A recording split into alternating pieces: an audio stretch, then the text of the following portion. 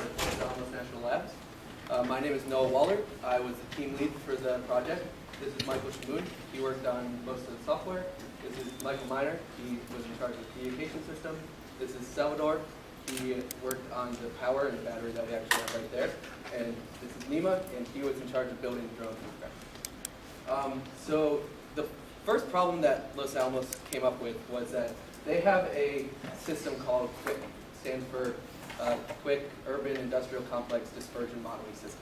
It's a mouthful, but essentially what it does is if there's a biological, chemical, or radiation attack, they can take the wind patterns, buildings, and model how it looks, how the particulates would spread.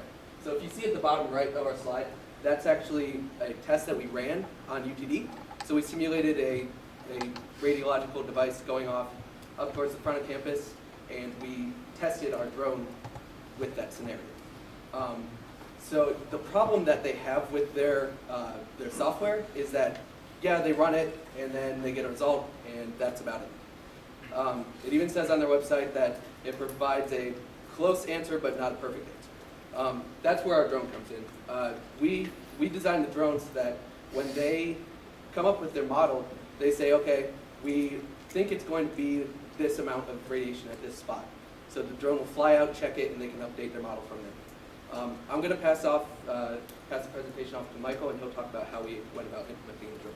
So the main goals were that the drone should be able to fly autonomously for 60 minutes semi-continuously.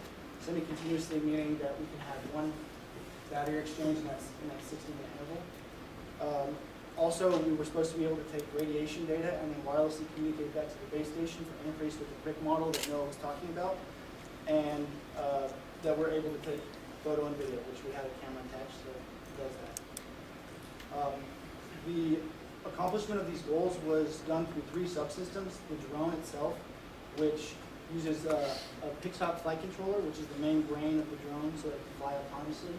Then we have the Arduino subsystem, which controls the Geiger tube measurements and radiation measurements, and then also the communication back to the base station. And then the base station subsystem, which is the overall brain of the system. It tells the drone the flight path that it needs to take, and then also receives the measurements will interface with the QUIC system that Los Alamos has designed. We have some performance metrics that the drone should be able to detect radiation within 1.5 feet of the center of the Geiger tube, right here. And also that should be able to land within 4 feet of the predetermined GPS coordinate that we've given it. And from our calculations, we found that it has a 95% chance of landing within 4 feet of the predetermined GPS target. And it also has 93-94% accuracy rate when measuring radiation data as compared to background radiation data. That concludes our presentation. Are there any questions?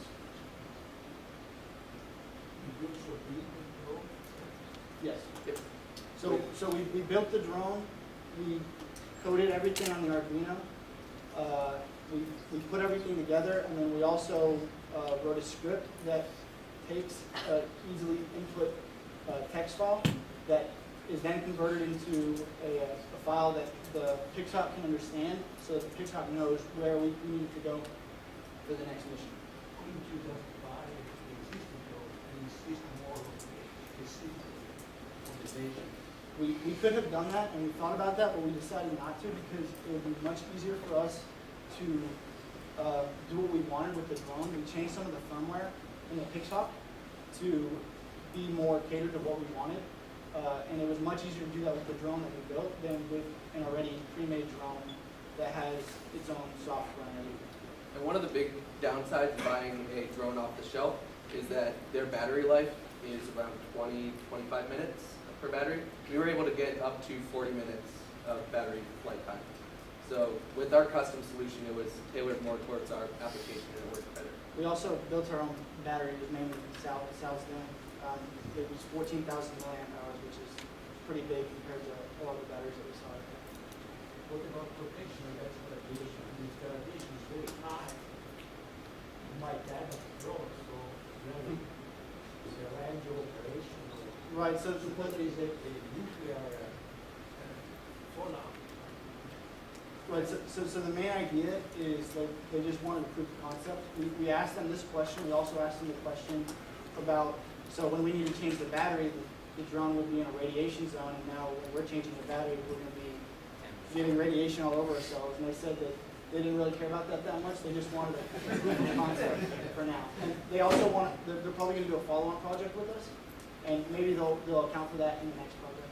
And for what it's worth, when we did push them for what would you do if it comes back with all this radiation, they said that they have protocols in place, like straight up like white spaceman stuff, walking around and changing out the batteries. What was your feedback from those Alamos on your integration there? They're very happy, and they're actually gonna fly us out May 15th to give them a demonstration, and they're looking forward to doing more projects with you guys. So if you're flying so close to the ground, and probably you need that for your sensors to pick the radiations up, why are you going with a drone in the first place? Why can't you go with a on-ground vehicle or something like that to test the radiation levels more accurately? Yeah, so to be clear, whenever we're flying this drone, it's not flying low to the ground. It flies at about an elevation of 30 feet. I mean, it can be 30 meters. It can be predetermined by whoever wants to plug in the mission plan, but it flies up and then it'll land at a spot and take a measurement. We did think about it towards the end of our project, like maybe adding some kind of rover device to get it closer.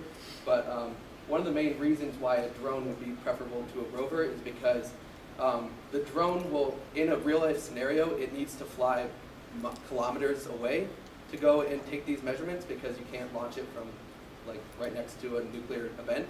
And with the rover, you would have to worry about traversing all that terrain, where a drone, you would just fly there. Right, if there's buildings in the way, you just fly right over the building and land right in.